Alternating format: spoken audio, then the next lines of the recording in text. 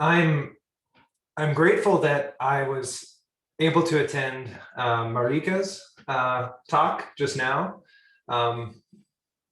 both because it was really interesting, and also to give everybody a disclaimer that I hope you're ready for something very different, because this is going to be much less focused on really high-level policy relevance and sort of more of like a whimsical adventure that I took in the first half of this year.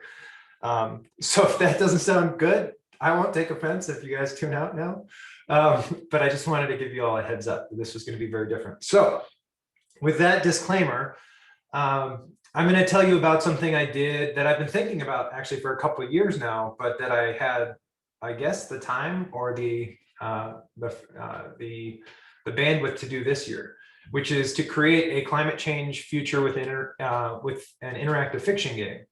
So I teach a class on sea level rise at Colorado State University. And so I'm thinking about sea level rise a lot, and particularly from an education perspective, but also from a futures perspective. So, all right.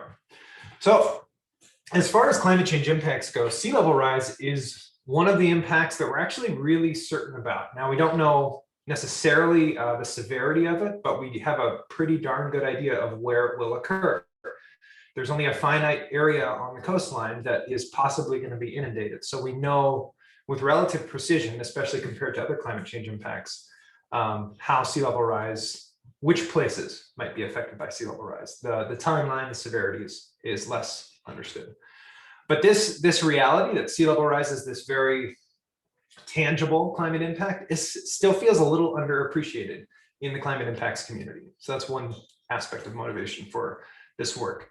Another aspect is that climate fiction, cli-fi, is a useful method for creatively considering what will happen in the next few centuries. Again, I'm grateful for Marika's talk because it was very much, I think a lot of that was about very serious scenarios, thinking about policy outcomes, tangible, likely outcomes potentially.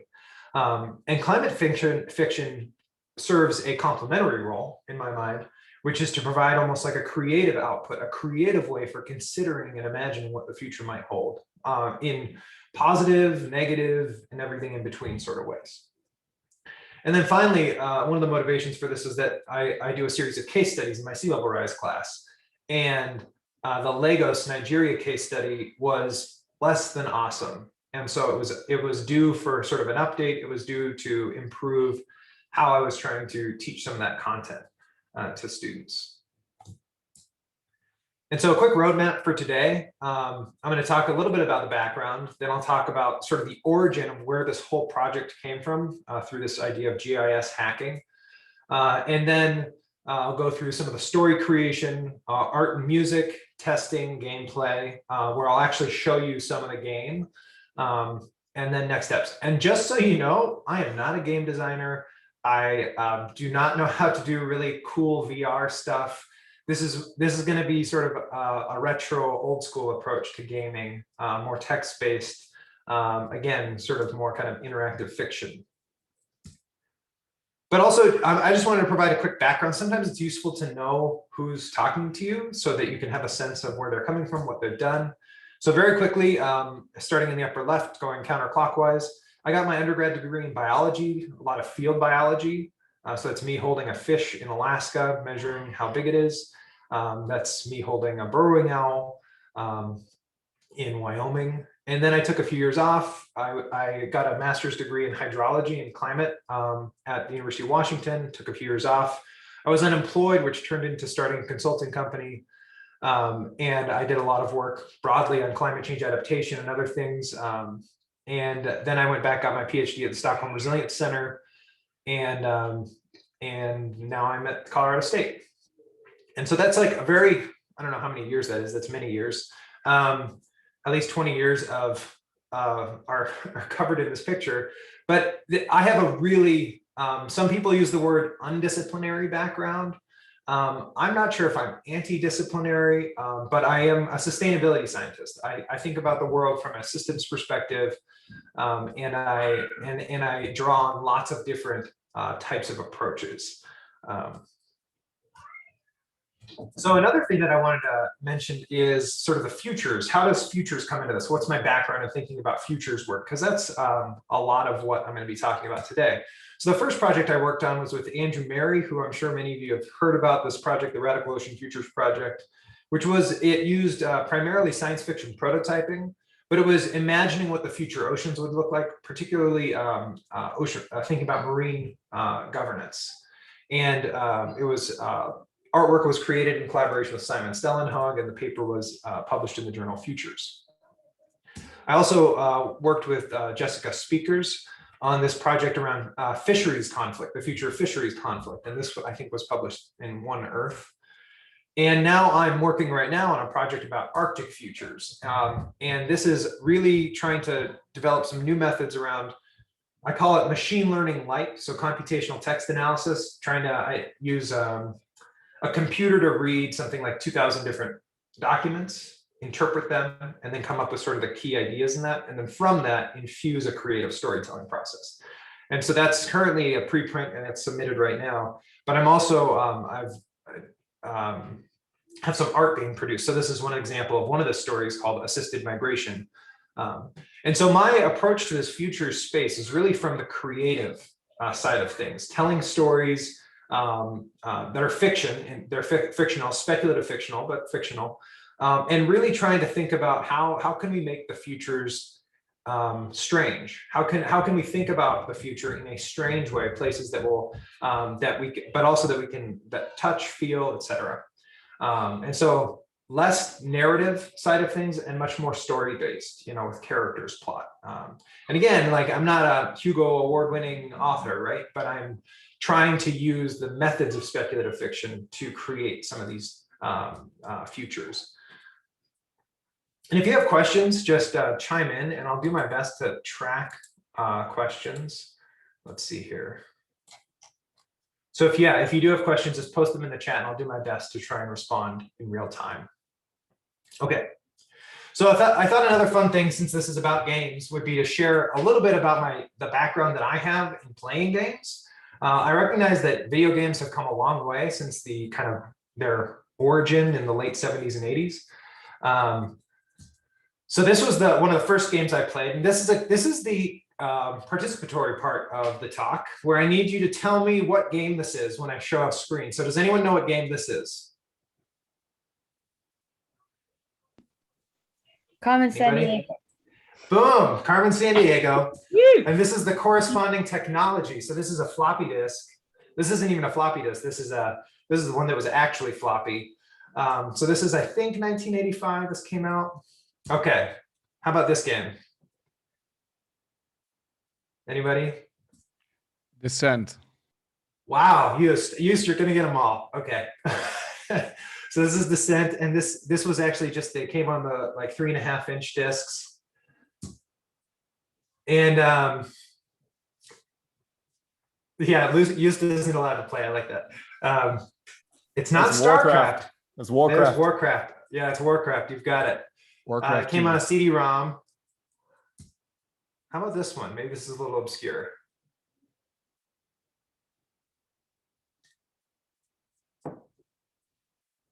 Now Yost is allowed to say. This was Day of the Tentacle. So this was one of the LucasArts games. I totally encourage playing this one. It's old, right? But it's consistently ranked as one of the best games. More recently, I've been playing this game. Anybody? Never Alone. Never Alone, right. And this was a really cool collaborative process. And you can see this was just downloaded right from the Apple Store. And so this game is a really cool collaborative process with indigenous communities in the Arctic to try and co-develop a game that tells a story really from an indigenous lens. And I think they did a really nice job. It's a kind of a puzzle game, but it's like a platform game. But it's still kind of a novel story. Anyway, I just wanted to do this. And this is sort of it, right? Like there's like a 20-year gap. So apparently people were able to play on Nintendo 64s and PlayStations and stuff. And I just missed all of that. So if you feel like, why did he make a text adventure game? That's the closest thing I knew, I guess. But project background. So this is hopefully the only few graphs that I'm going to show you. For sea level rise, I'll orient you first. So on the X, the bottom part of this chart, we have years before the present. So on the left-hand side, it's today. And then marching across from left to right, it's increasingly going back further in time, 125,000 years, 400,000 years, 3 million years. Okay, that's going back in time. The left-hand y-axis going up is CO2 in parts per million, 200, 300, 400 parts per million. I think right now we're about 420. And on the right-hand axis, we have sea level in meters, okay? And so what this chart shows us that in the present day, sea level is 0 meters changed relative to the present. That's not surprising, it's the present. And we have this time period from 1890 when CO2 was about 280, 290 parts per million to 2014 where it was just shy of 400, and the present day where it's about 420. And we look at those green dots marching across this chart and we see where sea levels were at correspondingly similar CO2 levels. So if we look back during the last interglacial period, so the times when ice sheets had melted down, times like this, like the Holocene or the Anthropocene, but further back in time, we see that sea levels were much higher. 6 to 9 meters, 125,000 years ago, 6 to 13 meters, 400,000 years ago. If we go back to the Pliocene, 3 million years ago and further back, which is actually a better corollary for the world that we're headed to, not necessarily the world that we'll get if we do a really good job with climate change adaptation or mitigation. But if we don't do a good job, we're looking at considerable sea level rise on the order of tens of meters. In the lifetimes that we care about, at least in generations that we care about, like my kids or my grandkids could see that. I don't feel like that's being talked about as much as it probably should be. The fact that in our lifetime, and I'm saying me pretty loosely, you saw how old I was based on the games I played. In my lifetime, I expect to see at least 1 meter of sea level rise. I mean, and so I'm wondering, I'm curious, what does everybody else think they're going to see in their lifetime? And you can answer that in the chat if you want. That's sort of a rhetorical question. But this is critical. This is going to affect how we adapt, where we adapt, what we do. And so I think we're headed in the long term in this trajectory. Even if we get CO2 under control, it's unlikely we're going to go all the way back down to pre-industrial levels. That would be great if we did. But if we don't, this is sort of a future that we might be headed to, tens of meters higher of sea level rise. And when we think about in kind of reasonable estimates in timelines that we can care about, now probably not policy timelines because that's going to be much shorter, but we can think about in terms of culturally, what do we care about? I like 2200 because we always stop at 2100, which feels very arbitrary, but 2200 is when things are going to be getting very real in terms of the climate impacts that we might see. And that's where we will be able to detect the enormous differences along the pathways of responsible mitigation now or totally irresponsible behavior. These are the global mean sea level rise projections out to 2200. This was produced by the National Climate Assessment in the United States, actually in 2017 for a report published in 2018. And we can look at sort of the middle section, the intermediate scenarios, okay? So by 2200 on the far end of this chart, it's between about 1 meter and 5 meters by 2200, global mean. All right, so some places are going to be much worse, some places will be less bad. And so for the purposes of this project, I wanted to do, okay, 2200, let's take about 3 meters of sea level, all right? Let's see what that looks like. And I originally wrote a short story about this, set in Lagos in 2200. And I was going to retrofit that story for this game that I'm going to talk about. But it was better suited as a short story, not as a game. So I did use the GIS process, the map, and sort of the world building that I did to then create the game. And so and it's the same main character. It's a skiff operator. So as you play the game, you are a skiff operator, a water taxi driver. Okay, so GIS hacking. It's a little bit funny that this sort of forms the basis, but I think anyone can do this that has basic GIS skills. What I did is I wanted to identify what does the coastline in Lagos look like in 2200. Well, if I take this 3 meters of sea level rise projection, I can use a bunch of existing tools. So this is a free tool online, coastal.climatecentral.org. Punch in your coastal location of choice, and you'll get a sense of how different landscapes might be affected by flooding. And in this case, I was looking at Lagos and looking at 3 meters of sea level rise in Lagos. So this is sort of the change. The red areas indicate inundated parts of Lagos. And so this is a kind of intermediate projection by about 2200 for Lagos. Now, if they were to build seawall defenses, like say much of the Netherlands has, they would be in a different world. They would probably be much better suited. I don't think that's likely here for soil reasons, for geology reasons, for social reasons. So this might be where it's headed, you know, or something like this. So we can take this map. We can use this as sort of like our base map of saying, this is what sea level rise is going to look like. But we can't get, it's hard to export this to something that's useful that we can now edit and that's like a plane map. So what I did is I took something called a digital elevation model, which is just a layer, a GIS layer that you can use to interpret elevation on a map in GIS.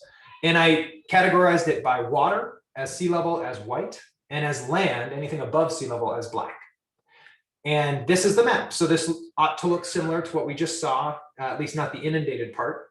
And we see this is what the kind of the Lagos region looks like, more or less today. And then what I was able to do is I simply changed where the color bar indicated sea level was. So I just moved it up by 3 meters. So now white becomes 3 meters higher. And this is what the map looks like. So this is a way to use GIS in a very hacky sort of way to get at a map that now you can use. Now it's in GIS. Now you can tinker with it, look at where cities are, where they are going to be lost from sea level rise, et cetera. And just to make sure that we're not, then you can use false color here. So here's the blue is, it's not really false color, it's just coloring it in. The blue is where the current coastline is. The lighter blue is where the future coastline might be in 2200. And then the green areas are land. And to make sure we're not totally out to lunch, we can do this sort of fade in the previous picture. This is the climate central image, just to get a sense that it's close.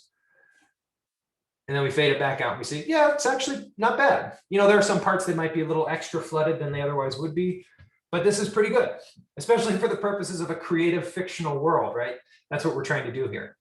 But this actually becomes the game board now. So this map, this changed world, is the game map that we'll be using. And so based on this map, this is the starting point for all of this game, this changed geography. And then with that, I was able to pick out 3 cities, 3 future cities that we can sort of structure this world around. And in this case, I chose the current city of Lagos, which also goes by Echo, it goes by other names. And so in the future, it's known as Echo City. Another city in the region is Ikorodu, and that's called Ikorodu City in the future. And another city in the region is Lekki, and it's called New Lekki in the future. This is the creative part, right? So we're done with any of the quantitative GIS stuff. This is all imagination now, okay? Now with that, with these 3 focal points, these 3 cities, Echo City, Ikorodu City, and New Lekki, they become this idea that we're gonna start brainstorming and just imagining and creating around. So that's what this future wheels process is down here, the lower left. And admittedly, I see a lot of experts in these methods. My approach to these methods is to just say, I like it, I'm just gonna use it however I want. So if you feel offended by the way I use some of these methods, I'm very sorry. But this is, sometimes I use some of these creative brainstorming approaches just in whatever way is most suitable to the question. And in this case, it's to design and think about this future world. So for these future wheels, I started to build out the idea of a future wheels. Let's say we start with the future Lagos, Echo City. Well, what's the primary change related to sea level rise and geography for Echo City? Which parts are flooded, which parts aren't? Which parts are on the new coastline? And how does that work?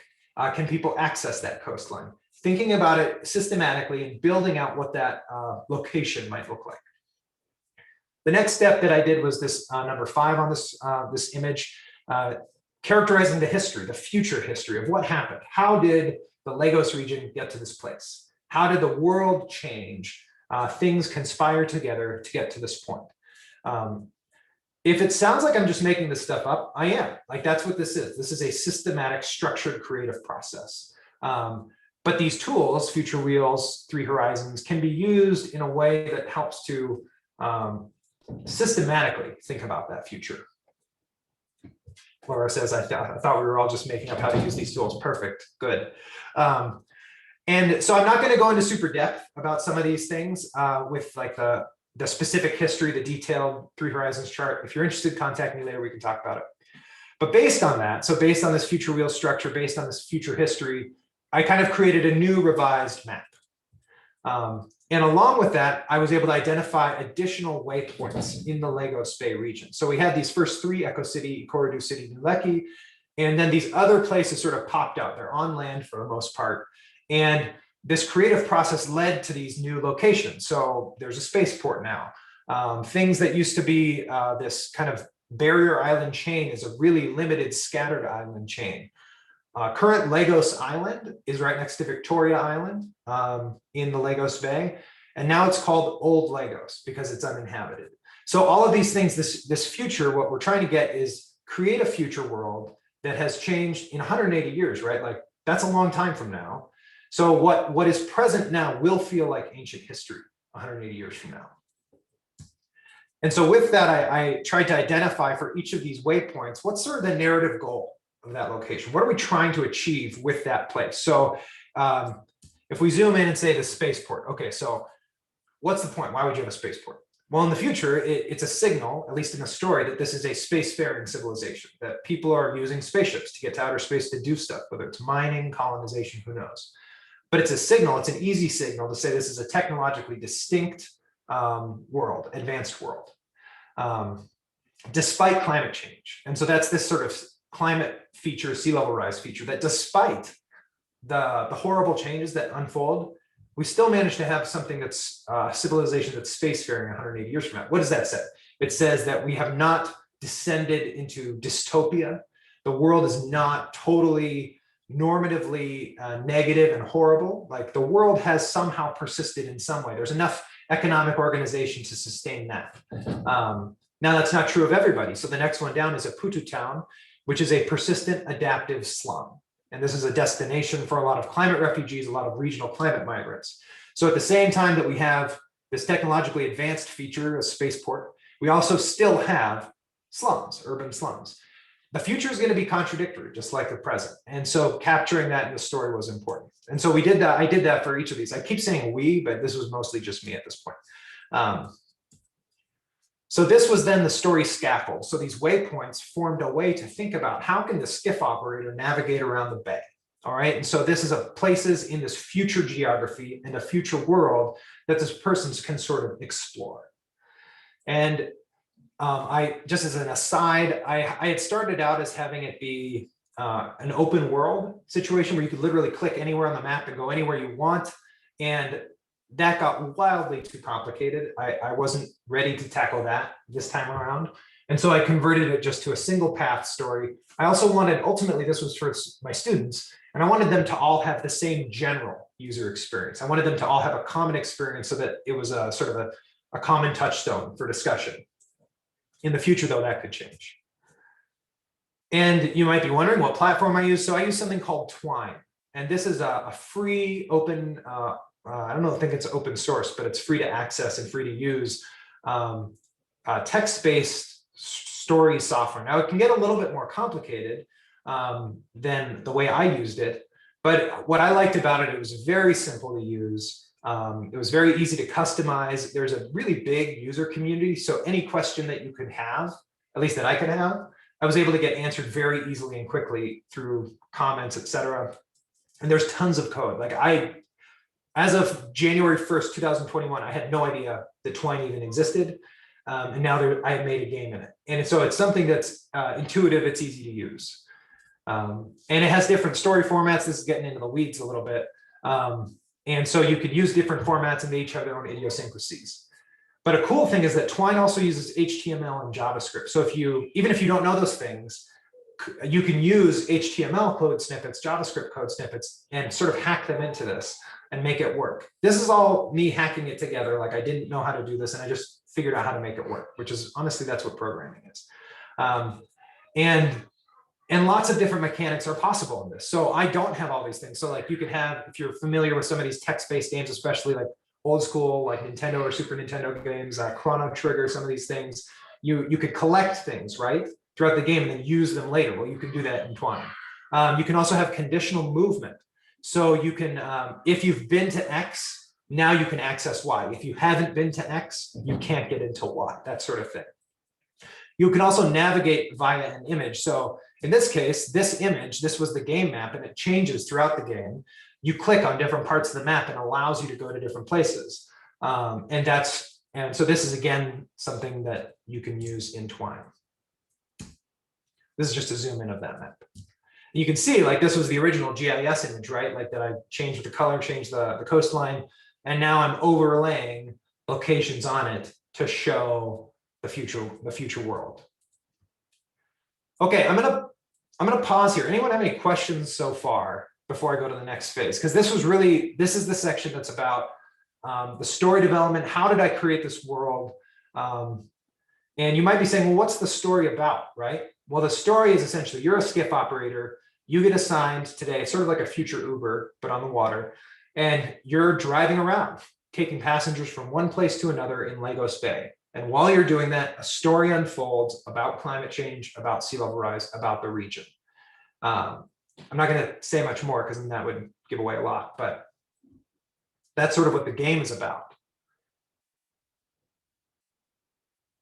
But that's still kind of descriptive, describing a world. It's not talking about the characters you encounter, that sort of thing, which we'll get to in a minute. If nobody has any questions right now, I'll just keep going forward. So characters and environments, who, how, what are the methods? So any story, right, has characters. Things happen to individuals in the story. You interact with them as the user. You interact with these characters. They tell you things that you can use later on in the game. So character design. These are characters, but we didn't design them. That's me on the left, and that's my older brother on the right. And so it turned out I needed to have characters in the story, and I'm not a great artist. But my brother actually happens to be. He's a software development engineer by day, but by night, artist and sci-fi nerd. And so I recruited him to help me out on this project. And we talked a lot about this game world, this future world, what the characters might do, what they might look like. But I also tried to not tell him too much so that he would have his own creative flair and creativity about the character development. Also, this is a personal aside. It was just a really cool way to hang out with my brother during the pandemic. We live hundreds of miles apart from one another, and we obviously haven't seen each other in, many months, many years now. And so it was a really cool way, like a reason to hang out. And like we set up our own Slack channel and everything, Slack group. So this was great. Also, we know each other really well, so it was fun to work with him. And we have those games. My brother was sitting right next to me for every single one of those games, or I was sitting right next to him playing those games. So we have a shared gaming kind of history. But so this is the character list. You might recognize that little image from before. That's the navigation of the skiff operator around Lagos Bay.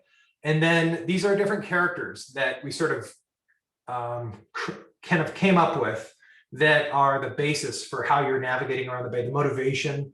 The characters are contributing to the narrative stakes, like the stakes are increasing through the story. And so what starts out as some of these innocuous, carefree exchanges become maybe a little bit more tense as you go through. So just what I want to show you, though, is this is the final character that you encounter in the story. And I want to show you Matt's creative process. So this was his initial sketch, which is actually quite good. So he had this sketch of this gene edit dealer, and he had sort of kind of he's very much inspired by like the LucasArts style of drawing and character design. But I didn't like how analog some of his kit was, some of his tools. And so I gave him some ideas of like, these are other ideas, like kind of existing characters or other images to help guide the look. And so based on some of that feedback, Matt came back with some additional sketches.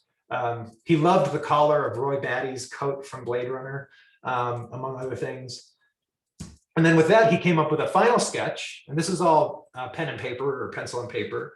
And then he took that, digitized it, and inked a final sketch. So then this is the final character for the gene edit dealer. And so he did this for all the characters. And just as a note for character design, one of the things that I tried to do in the story is keep some of the genders opaque, so not use any pronouns, in part because one of the things I like about some of these stories, especially stories that take place in the future, is we don't know what social norms will be around gender.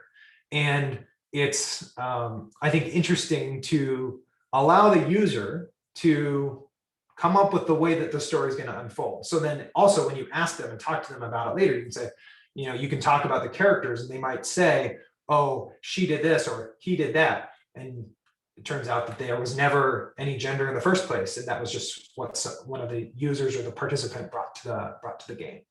But in this context, it was interesting to see how my brother took some of these characters that I think, even though I had made them genderless, I think some part of my mind had a gender ascribed, because when he showed me the art, it was jarring in some way. And I liked that because it was like, wow, that was unexpected. And so he really tried to keep some of these genders a little bit opaque though, which I appreciated. So these are all the characters in the game. And the one thing that makes me the most sad about this game, at least current development, is that the characters don't feature more prominently. That's one of the coolest parts in my mind about the game, is some of the artwork that Matt did. But it just doesn't feature prominently. But I'm hoping to come up with some ways to change that. Okay, so environment design.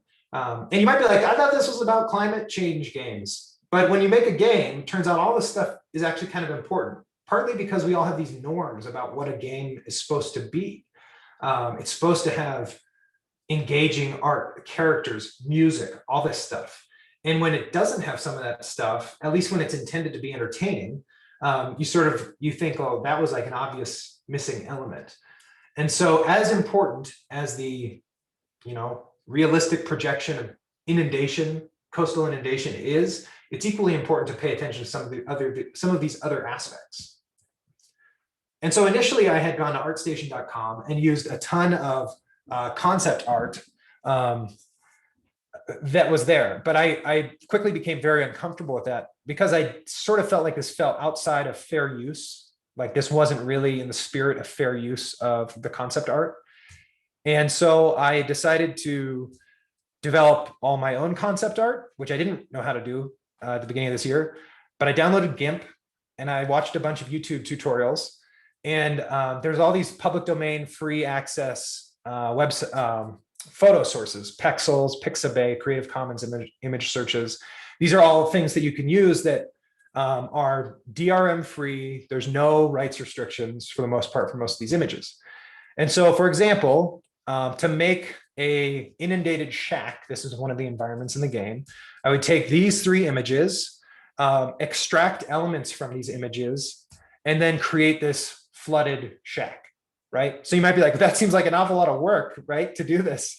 But the point is the story was already written in some ways. And so, yeah, hashtag photo bashing.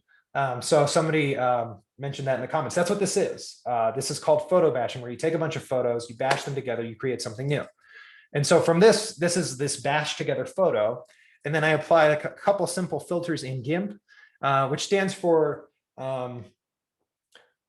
GNU Image Manipulation Program, GNU being like the free prefix for software. So it's a funny name, GIMP, but it stands for GNU Image Manipulation Program. And so then I use another filter here called water pixels, which essentially makes it look like a watercolor image. And then that's what you get.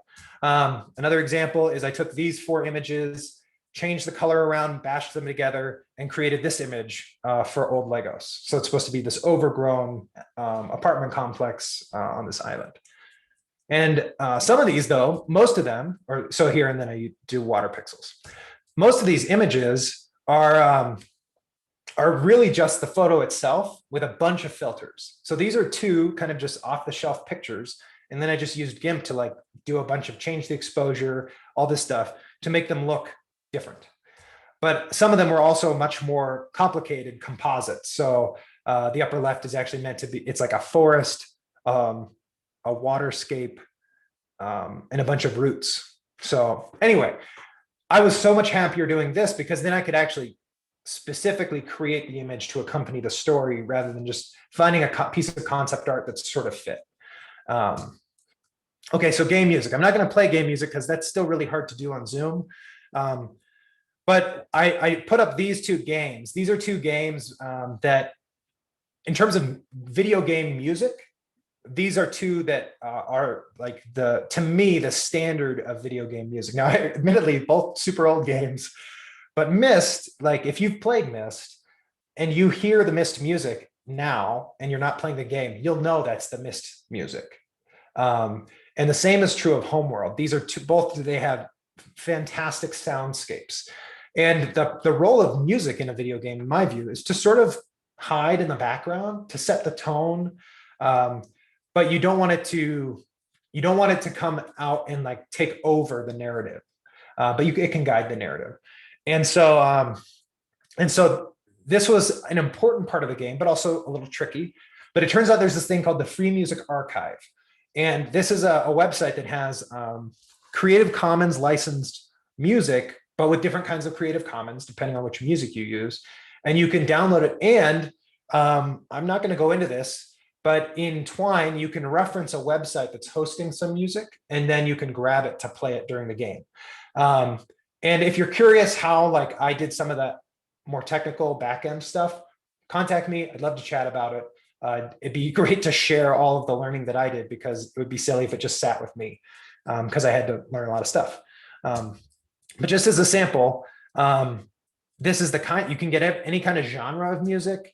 And then within that, there's subgenres. So these are just two of these genres: international electronic music. And this is a way to identify music with the right tone, instrumental music for the most part, to figure out, which one is going to blend well with the story you're trying to tell. That's enough of that. Testing. So anyone who's designed anything like a game recognizes that you can be very happy with the product, but then if somebody else tries to use it, it might just break instantly.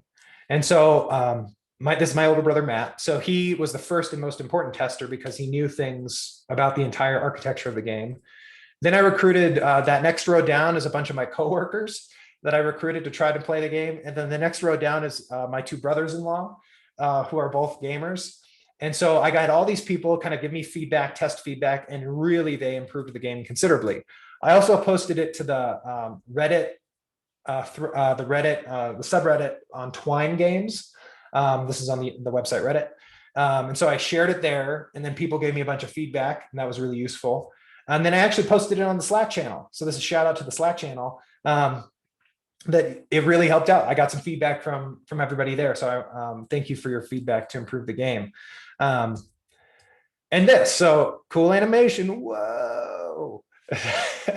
So this is, it took way too long to figure that out. So this is the design test feedback repeat phase, right? So anyone who's designed anything like this knows that this is such an iterative process. Like I started out with the Twine story going in one direction, threw that away, came up with a new approach. Characters changed. I think at first there were only 4 characters in the story, and we kept adding characters because the story needed more characters. And then this is like a sample. You can see how low tech this is. That's the black backgrounded image that's an example from the game. So let's see, where are we at? So student experience and feedback. All right, keep calm and get IRB approval. So if you're not responsible or you don't know what IRB is, it's Institutional Review Board. And it's really useful if you want to, it's necessary if you want to do anything related to doing surveys, getting feedback, and then using that in any sort of research capacity. Now, at the time, I wasn't sure if I was going to, but I thought, I better try and cover my bases and get IRB approval before I ask my students a bunch of like first use case test questions, testing questions, in case it seems like it might be worthwhile to publish this later. So keep calm, just get IRB approval, whatever project you're doing, just do it because you might want to use it later. If you're in academia. And then this is some of the survey, a really simple basic survey, right? Essentially, I asked my students, and I think there were 12 responses, so the N is small. Before playing Lagos2199, I could easily imagine future life in Lagos. And after playing Lagos2199, I could easily imagine future life in Lagos. This is a Likert scale. So 1 is strongly disagree, 7 is strongly agree. This is the relationship that you would want to see in something like this. Long story short, fewer people could easily imagine life in Lagos before playing the game. Many more people could imagine life in Lagos after playing the game. Another set of questions, the story was effective at conveying climate change in Lagos. So most people thought it was somewhat at least effective. And then the story was effective at conveying sea level rise impacts. And honestly, I was surprised by this, that slightly fewer people, in fact, some people disagreed a little bit that this was effective at conveying sea level rise impacts. So that's important since that was the whole point. But again, most of the people thought it was effective for both. And these are just a few of the open-ended comments. So one of them, I think that for people with a basic knowledge and understanding of climate change, they'll be able to understand the game, but it might be harder for someone who doesn't have that understanding. And I appreciate that. So my students all have months of education specifically on sea level rise at this point. And so I would expect them to not have to, they recognize graphs, they can interpret all that stuff. But I take that to heart because I can't just like give this to somebody who's never played a game like this or has an unfamiliarity with key topics in climate change. What aspect of sea level rise that was depicted in the story do you remember most clearly? The visuals were definitely helpful throughout, and I specifically remember the part where they were going through, this is a part of the game, Echo Atlantic, seeing all the debris from the once utopia, okay? Another comment. The point in the story where I had to choose to go into the open sea or go back to one of the landmarks despite the dangerous terrain. So what I was trying to draw out here with these two comments is that the visuals and the choices actually matter quite a lot for the memory that the students have of the game. And this is not a surprise, right? Like that's one of the reasons why we would choose a gaming platform as the mode of education. So gameplay. So I think what I would like you to do is I want you to go to this link. It's pretty easy to enter into your browser, but make sure you mute. If you're muted, you can have the music on. And also one of the images at the beginning sort of flashes a little like a GIF. And so if you're sensitive to that, maybe don't click on this.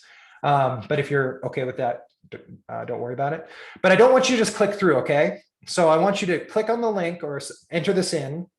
Click on the link. Oh, thank you for putting that in the chat. And let's see here. So if you're on this screen, go ahead and click this arrow.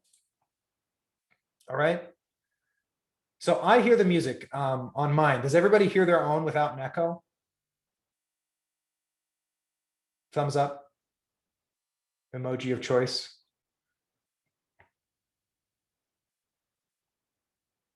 Are you able to? No music yet. Okay. So some cookie blockers, some browsers sometimes block the sound.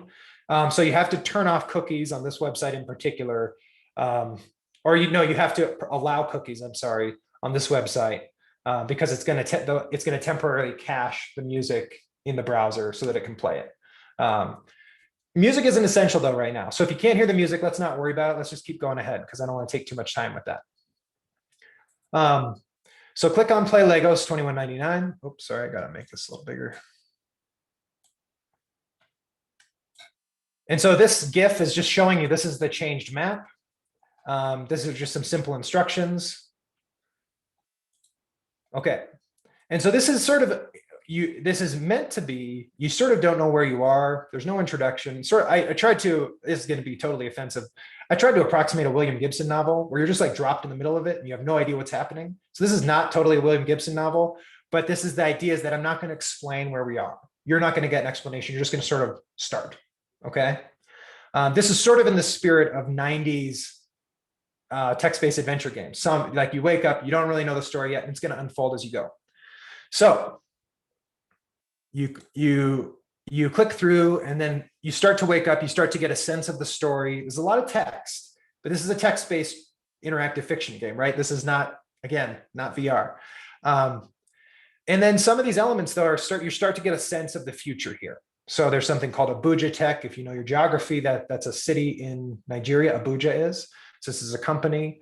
The Shooting Stars right here is an actual football team in Ibadan. And so And so that's like a reference to some things stick around. And then this is talking about the weather right here. We keep going forward. I like this also. Sorry, everybody who's in the Netherlands right now, but this is talking about the Euro Churn Tours presents the Dutch collapse. So this is where this is talking about an adventure. You can go on a climate adventure where you can go to a part of the world that's experienced profound collapse. But it's not saying go to Lagos, it's saying go to the Dutch collapse. So you get a sense of, oh, wait, our expectations about the world might be a little different. Like parts of Europe might be suffering more than, say, Africa. And I think our typical expectations that we have, I don't know why, call it whatever, colonialism, racism, whatever, is that we think the world's going to unfold in a certain way. And maybe it doesn't. Maybe it unfolds in a different way. So you can click on the link. And here we see some concept art. Now, if you've been to Lagos, you know what bridge this is, and you'll be like, this isn't sea level rise. So if you know a lot about some of these places, you'll be like, that's not going to work because the bridge will be flooded or it will be much higher underneath that bridge. But if you don't know the region, then it's okay. This is, I think this is the, what is this, the third mainland bridge? Anyway, this is just, so this is one of the examples of this photo bashing that I did though, a simple one where I just changed the filters. So you click on this, you keep going through, and you can go back. I'm just trying to give you a sense of the mechanics here, okay? Let's see. Okay, so if you got to the map, okay, you're at the map. So you see it's the time. You see that there are these destinations, but they're not in red. So if you click on them, it says you can't just look at the map all day. Oh, yes, I can. Go back, you click on a different part of the map. It just keeps taking you back to the same thing. Oh, I want to go to the restricted area. Nope, can't go there. So you're sort of forced eventually to say, okay, well, if I keep doing this, I'm just going to go in this loop. So I have to click on this to go forward. This is an example of one of those game mechanics where in order to proceed forward, you have to, it's forcing you to make a decision. This is common in a lot of video games where you're sort of, you can try going down these side branches, but eventually you're going to be forced to do something. So this takes you here. So this is supposed to be some sort of cityscape. And then you look around. Again, like I didn't draw this, right? This is a photo that I just used GIMP to manipulate to make it look cool. I want everybody to understand that. So you look around the marina. Okay, so as you look around the dock, you notice a thin nanoplast item on the dock. Do you leave your boat to pick it up? Now let's leave it alone. As you turn away, you see it has a Mars logo. Oh, now you're curious. What is it? So this is an example of another forced decision where at first you decide not to do something, but the game is saying, no, you better go back and get that thing. Okay, it's an Ares orbital passport. So again, if you're a sci-fi nerd and you see orbital, you know that that's like a mega structure out in space. If you're not, then it doesn't really matter. It sounds like it's some station over by Mars. But this is a way to signal sort of the technological, how advanced the civilization is. Okay, so you go back to your boat and then you see a person. There's a person approaching your boat wearing an agbada. Okay, this guy. Ni hao, the spaceport, you smile and nod. Okay, a couple things. So I photo bashed this guy into a background that's technically Hong Kong, but that's okay. He uses Chinese right here. So that's another thing where it's without any preamble, he assumes or doesn't even realize that he's speaking Mandarin to you in Lagos. And this is another signal that culture has changed, right? So if somebody walked up to you and said, Ni hao. Now, if you speak Mandarin, great, you can respond easily. But if you don't, that's not an expectation that's normal. So this is another thing where it's part of the future world building, et cetera, that this person is that Chinese is now kind of a common language for people to speak and to understand. So now you say, let me plot a route to the spaceport. Oh, look at that. Before we didn't have this little line. Now you can click on some part of the map. And if you click off of that, oh, it looks like none of those routes will get you to the spaceport quickly. So you can check the map again, and only clicking on this region around the spaceport will allow you to click on that. This is another technical thing. So if you want to get into this later, contact me. I'd love to chat with you about some of these other tools. There's no time to do that now. Okay, so I'm going to stop the gameplay there. This is like a tiny part of the game, but I want to make sure I leave some time to talk about questions before we just like keep playing the game. So I'm going to stop sharing my screen. And go back to the presentation. Oh, I should have. Go back to the presentation. And then it's almost done.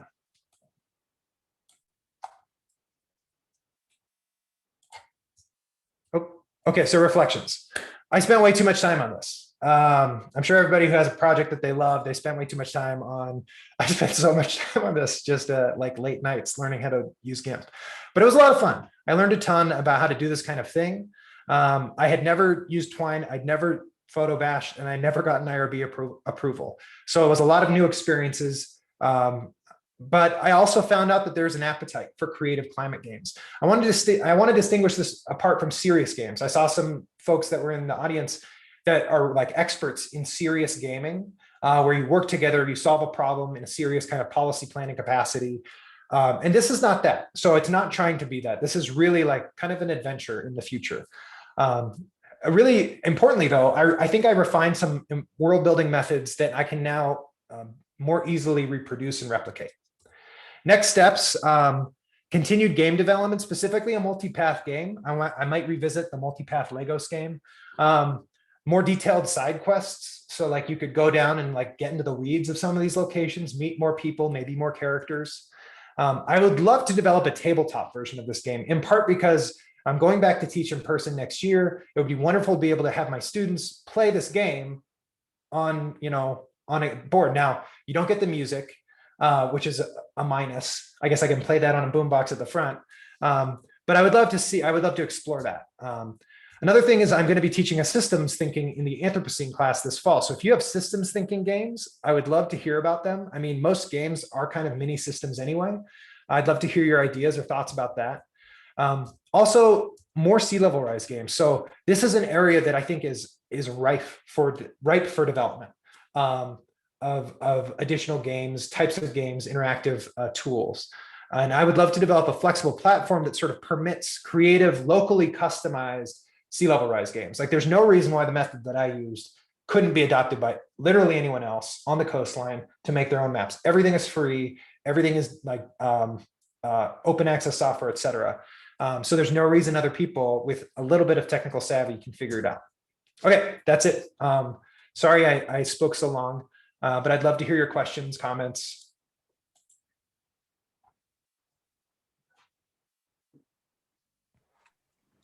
Stop sharing right now.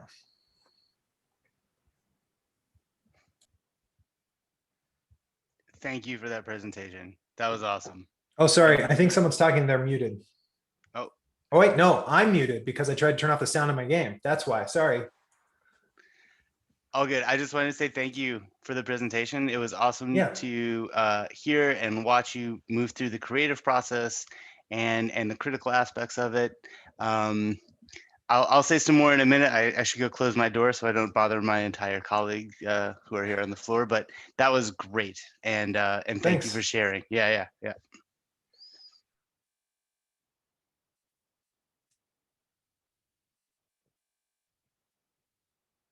So there's also a question in the chat. Sorry, I didn't see that. It's asking, what is the gameplay time start to finish? Yeah, so I think I've clocked it at, it's between like 40 and 50 minutes total. So it's non-trivial, right? Like this is a time investment. And I wanted it to be under an hour for my students so that I could reasonably expect them to do it.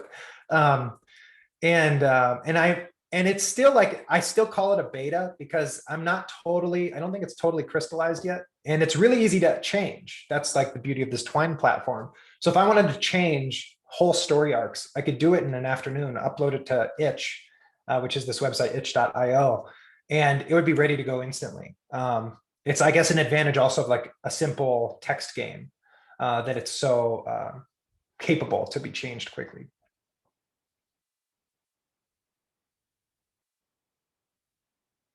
Let's see, are there questions on here? Oh yeah, some great feedback on the systems thinking stuff. I'll check that out.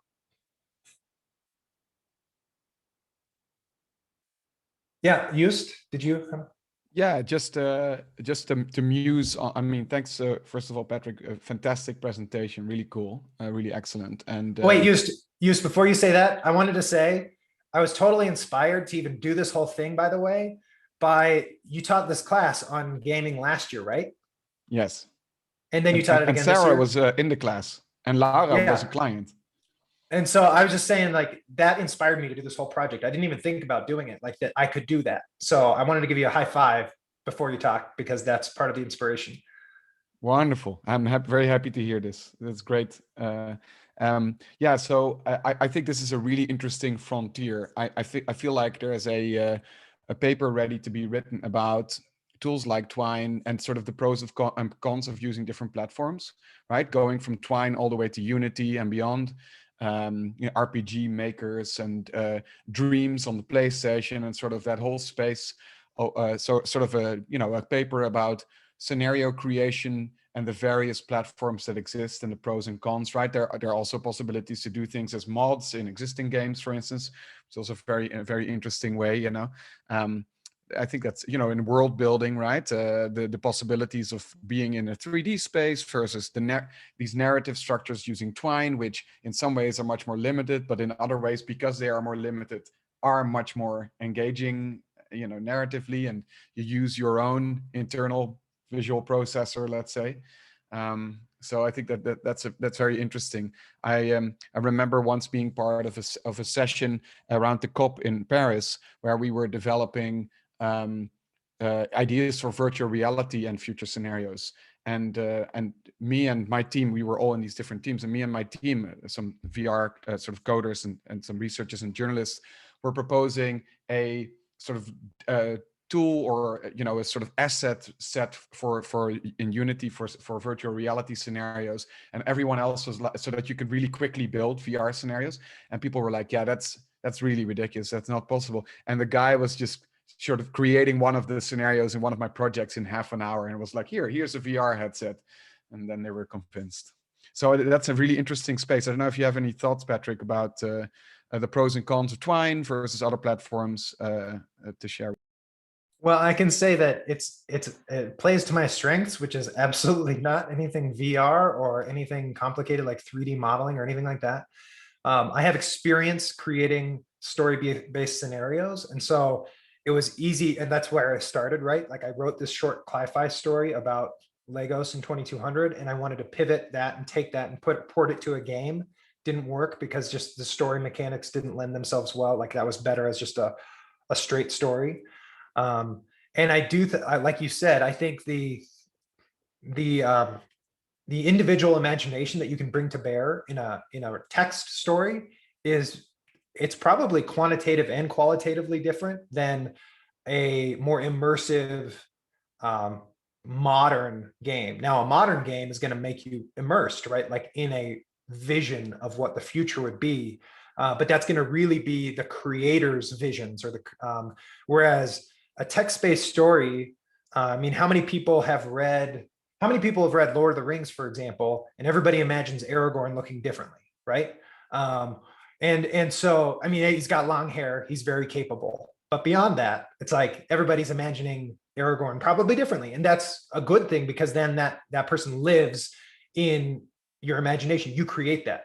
And so, but at the same time, if you're really bad at visualizing stuff, which some people are, then it's hard to do that, right? Like, you might not enjoy that as much. And that's why games are so attractive. So there's a space, I think, for all kinds of gaming, because it's going to speak to different kinds of people, different kinds of audiences, and it's going to serve, I think, a very different purpose. Like this approach, this is easy in the sense that this could be a course, right? At the end of it, everybody's learned how to use GIMP. Everybody's learned how to do this GIS bashing. Everybody's learned how to do all this stuff, create their own future, and they've made a game, right? Like, that could be its own thing. And it would be totally reasonable to have students at the end of this each make their own thing, because the technical expectations are modest. So this would serve, I think, a different role potentially. Although I know in your class, everybody could use Unity. So like, if everybody has that capability at the outset, then maybe that's a better way to do it. I don't know. Yeah, but just to jump on that quickly, Patrick, I would say that the fact that everyone's building really good-looking games in Unity is a pro, but also a con, because they spent lots of time. You know, we really, this year we had the students work on the concepts for a week, and the game, sort of conceptual quality was a lot better, because otherwise they just jump into graphics and art, and they just get sucked into what things look like without sort of considering what they're trying to depict. So there's also drawbacks to how much resources it takes. Yeah, that's a good point. Okay, so I see a couple comments. I know we're over time. Sarah, should I respond to the comments, or what would you like to do? I'm thinking that I can just copy paste the questions and comments into the thread in the conference channel, and then maybe you can respond there written, so that we can continue with the next session and sort of stay on track with time, because I don't know how much also the panelists, how much time they have, if they can stay longer. But very sorry to like interrupt this. I think it would be super nice to keep talking about this, and thanks for sharing your very autodidactical experience in like creating this game. And I'm very inspired by how much passion you also put into this idea and the design of this game. So please check out the thread for more comments. And if you have any final words, maybe you can share those now. No final words aside from if you want to chat, like really, I'll put my email address here. I spent, like I said, way too much time learning how to do some of this stuff. So if you're interested to do it, I would love to save you some time from not having to find all these resources. And I can just be like, here they are, go for it. You don't have to like find the best website to allow you to navigate an image, etc. So, or just talk about futures, whatever. Please get in touch. Great, thank you for sharing your email.